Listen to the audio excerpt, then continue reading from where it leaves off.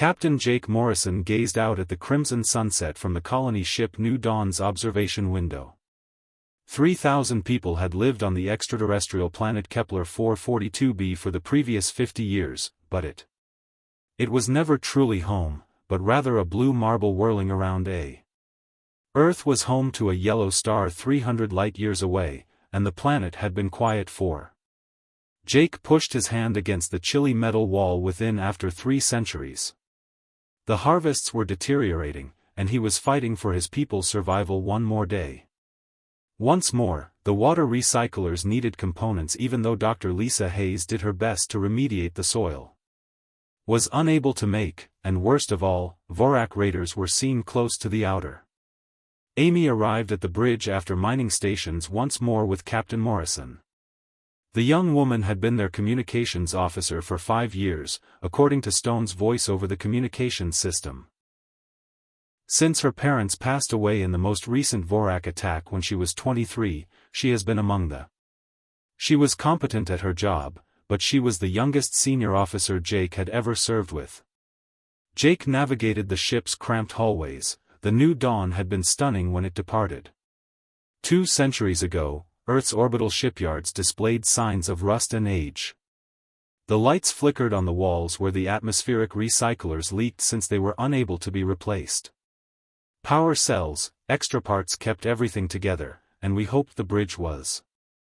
Amy sat at her station, small and claustrophobic, her blonde hair pulled back in a modest ponytail, her fingers moving swiftly across.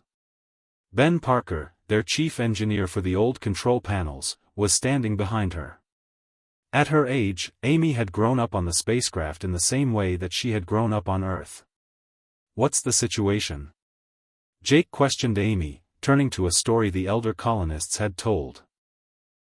Her green eyes were worried as she faced him. 3 Vorth were detected by long-range sensors.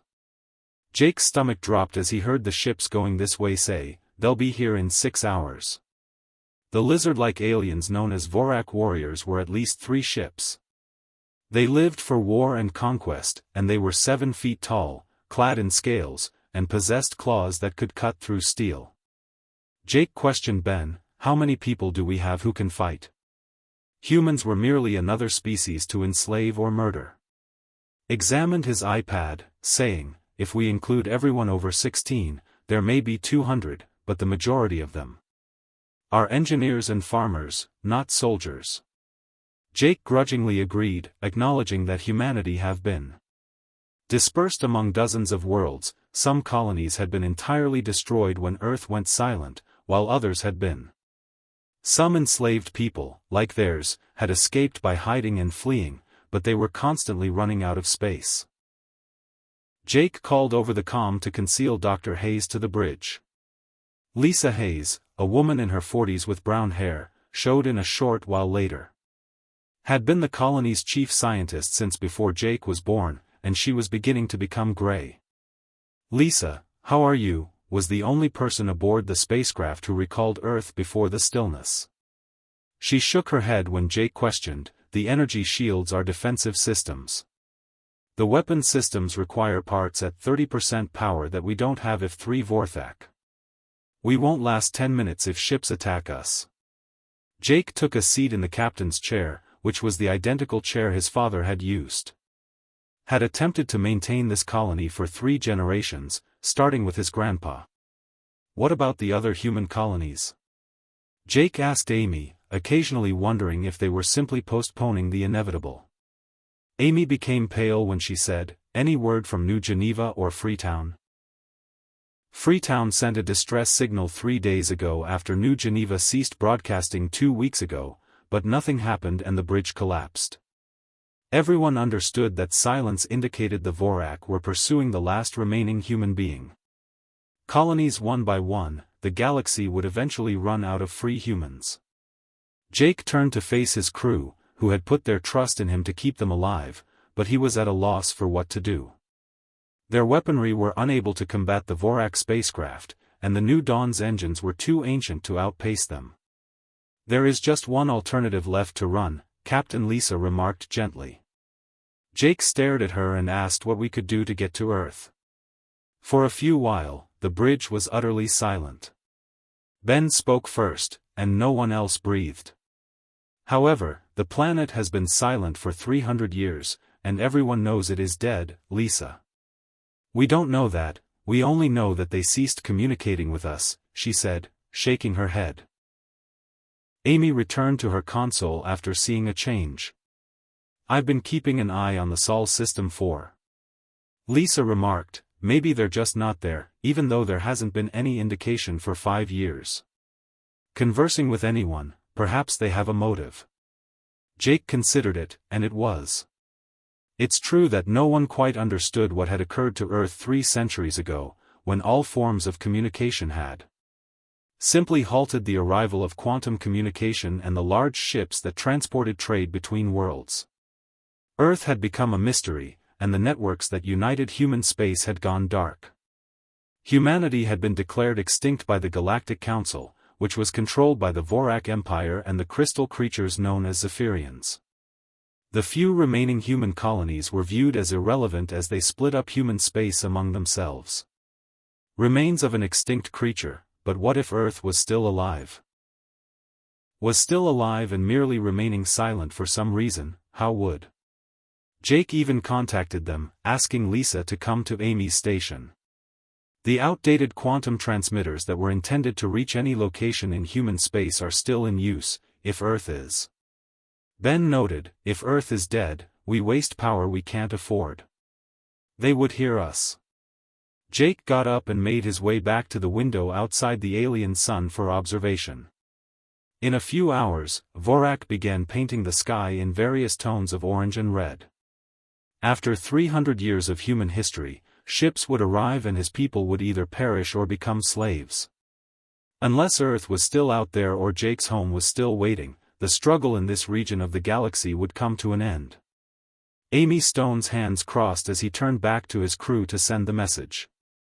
The machine hummed and flashed under the ancient quantum transmitter controls as electricity passed through circuits that hadn't been. The transmitter had been in use for decades and was older than when Earth was first constructed. It may be their only hope for power levels if it continues to communicate with its colonies. Ben Parker yelled out from the engineering station, but we're stable. If this doesn't work, we're spending a lot of energy. Won't have sufficient energy to operate the shields when the Vorak arrive. Jake Morrison saw the. Dr. Lisa Hayes scanned the displays to see how long it will take for a signal to reach Earth. She spent almost 6 hours calculating in quantum space, and the same length of time it will use the Vorak ships to arrive here. Amy glanced up at Jake, wondering what to say.